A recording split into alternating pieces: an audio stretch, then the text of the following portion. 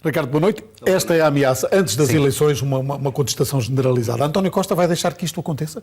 Ele não tem grandes soluções. Agora vai ter que negociar, na medida do possível, até ao extremo. Já percebeu que vai ser até ao extremo. Isto é, que estas questões, quer sejam os professores, os enfermeiros e outras que ainda podem vir, se vão prolongar até à porta das eleições. Porque é exatamente a questão do ano eleitoral que está a servir de pretexto para uma pressão que noutros tempos não existiam. Por duas razões. Em primeiro lugar, porque havia uma espécie de almofada do Partido Comunista. Em segundo lugar, porque havia também alguma esperança de uma maior abertura negocial por parte do Governo, que agora se percebeu, sobretudo pela voz do Ministro das Finanças, que não existe.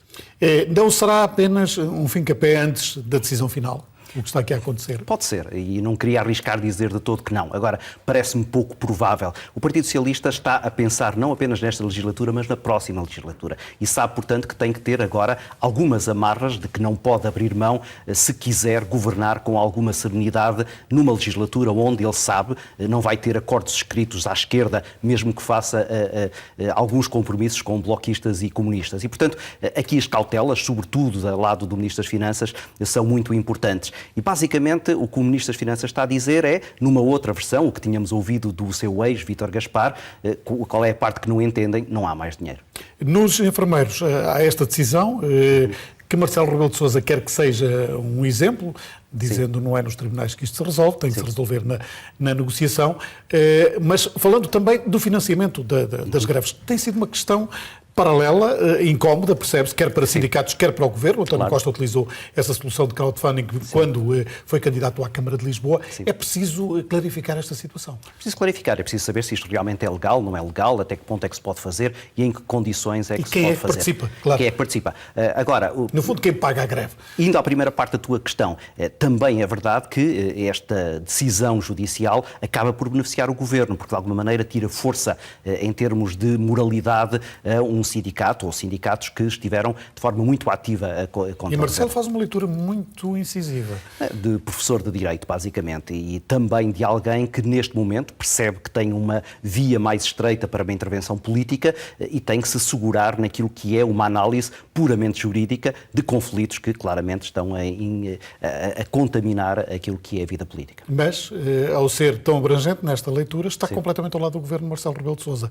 Como é que fica a oposição que tem cavalgado esta onda de contestação com os professores e com os enfermeiros em particular? Desconfortável, e por isso é que temos ouvido vozes, sobretudo dentro do PSD, que não estão muito contentes com a atuação de Marcelo Rebelo de Sousa, dizendo até que ele está a falar demais. E a se reparares, também a verdade é que Marcelo tem sido agora mais contido, eventualmente porque olhou para as sondagens e percebeu que está a cair na popularidade, mas também porque percebe que agora a sua margem de ação tem que ser claramente mais restritiva, até porque a leitura política que tu agora lançaste como mote vai ser claramente também uma arma de arremesso que pode até virar-se contra o próprio Presidente. E virando-se contra o próprio Presidente, cria conflito político e se Marcelo está a tentar encontrar bases para a estabilidade governativa, que foi sempre um dos seus faróis essenciais do mandato, ele tem que acautelar essa matéria.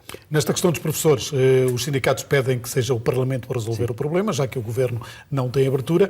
Percebemos, pelo que ouvimos hoje, que no Parlamento também não será simples encontrar uma maioria para aprovar qualquer decisão de contagem integral do tempo. Sim, os sindicatos atiraram a bola para o Parlamento e o Parlamento devolveu para o Governo, porque sabe que esta é uma matéria muito sensível. ECP em particular, e Rio muito cauteloso. Rio muito cauteloso porque ele está a fazer as suas contas, e as suas contas, claramente, mesmo que ele não o assuma, é de uma tentativa de governar, ou porque ganha eleições, ou porque de alguma maneira tem uma capacidade de intervenção num eventual governo socialista se vier a perder. Depois temos à direita o CDS, que está a ser coerente com o seu discurso de contra-governo em todas as situações, e depois, esse é o aspecto curioso, é o Partido Comunista aqui muito mais reivindicativo nesta matéria, mas sobretudo a dizer que não pode ser no Parlamento a sua discussão, o que deixa, de alguma forma, o Bloco de Esquerda como uma peça isolada em todo este puzzle cada vez mais complexo. Ricardo, obrigado por ter vindo a este Jornal 2 olhar para as duas decisões que marcam este dia, os professores com uma ação de protesto generalizada depois do encontro de ontem com o Governo e o Tribunal a dar